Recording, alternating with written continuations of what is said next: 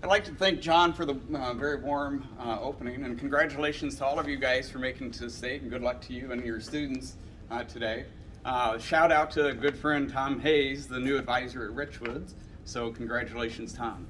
I'm honored to have been selected the James Tidwell Award winner. It's humbling and such an honor because I knew James. I considered him a friend. I considered him a mentor. He's the reason why I'm here and have been involved in IJEA all these years.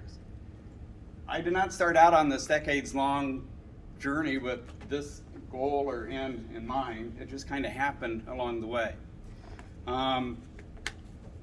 As a young and new advisor, I went to IJEA looking for advice and counsel from the folks here. And I left the meeting having met James Tidwell. His warm embrace, his funny wit, his way of making you feel welcomed was endearing. When I left, I did feel welcomed. I felt a little bit special because one of the things he said, he goes, I think we could benefit from having you in IJEA. Won't you consider becoming involved? And so it goes. So my journey to print journalism actually started with my career as a broadcast teacher at Richwoods High School.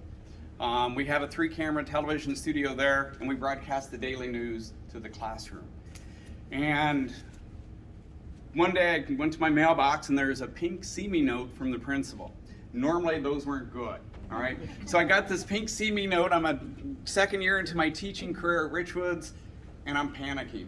I cannot wait for my plan hour to get there so I can go down to the office to see what on earth I'm in trouble for. So I go in and I see our principal, and she's very blunt, very direct. She goes, Joe's retiring. We need a new advisor for the newspaper. It's a very important role here at Richwoods. And you have really big shoes to fill.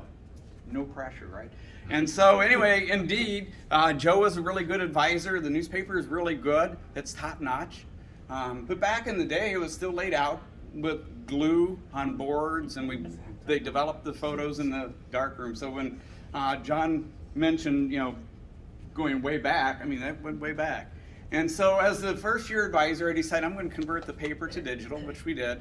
I'm really excited, but I'm really scared, very nervous of taking over the newspaper. Remember, there's no pressure. But anyway, one of the things I did is I sought out the assistance of those folks in IJEA as far as, because I needed a lot to learn, or I knew I needed a lot to learn. And so I gathered their input and their counsel. And one of the other things that I did is I decided what my philosophy should be for running the newspaper. One of the things with the broadcasting students, every year, at the start of the year, I teach them, here's how you use the equipment, here's the journalism principles that you should employ. And then I would be back there in the control room with them for about the first 3 weeks. And then purposefully, I would kind of hang back in the classroom and let them figure it out on their own. Let them take ownership in the decisions that they were making. Now the students were really, really protective of the announcements. It was theirs. It was their voice. They nurtured it. They guided it. And they made the decisions. That's exactly what I wanted for my print students, is that they can make the decisions on their own. But they resisted. What should we publish? Is it okay to do this? And so we would engage in conversations on, what do you think?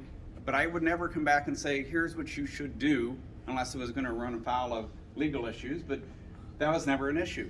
And so through those conversations, they developed their voice, their ownership. And so that was my philosophy with running the newspaper. Over my 6 principals, we had pretty consistent support of the newspaper. There's only one minor dust up when the principal censored the newspaper, confiscated all the issues that had been printed, and said, you're not printing those. What I had done earlier in my career is what I did at that point. I made a phone call to James Tidwell. And James had a way of making big challenges not so much.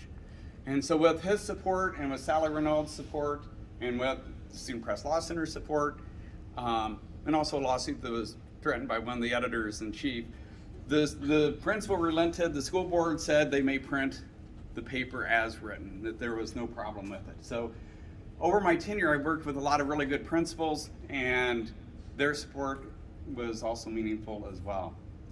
So, catch up to where I am.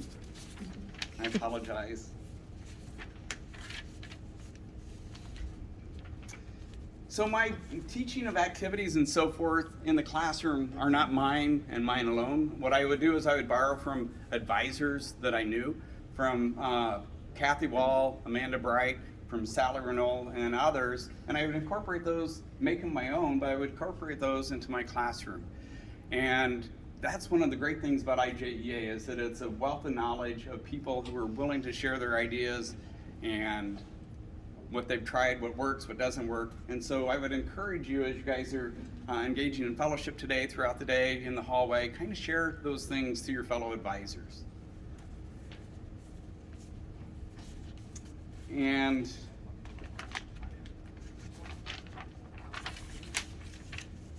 coming back, bringing this full circle, I realized that my friend Joe DeFabio was correct, the advisor I took over from Richwoods.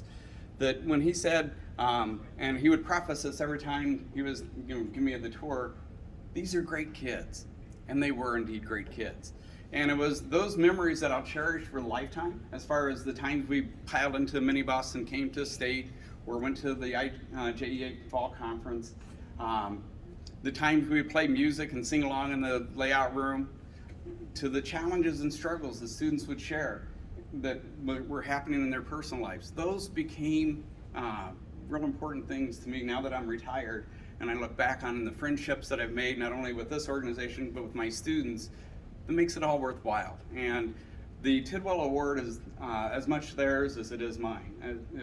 I've been greatly enriched by their friendships over the years. And I've been greatly enriched by the friendships of the folks here at IJEA, and I'm very honored and humbled to have received the Tidwell Award. So in closing, I would encourage you to get involved in IJEA, consider a directorship when one comes open, consider an appointment to a committee, but be involved. Reach out to a fellow advisor who isn't involved in the organization and invite them to enjoy the riches of this group as you have. And it may be as simple as, I think you should be able to get involved. You have a lot to offer for that. So thank you very much.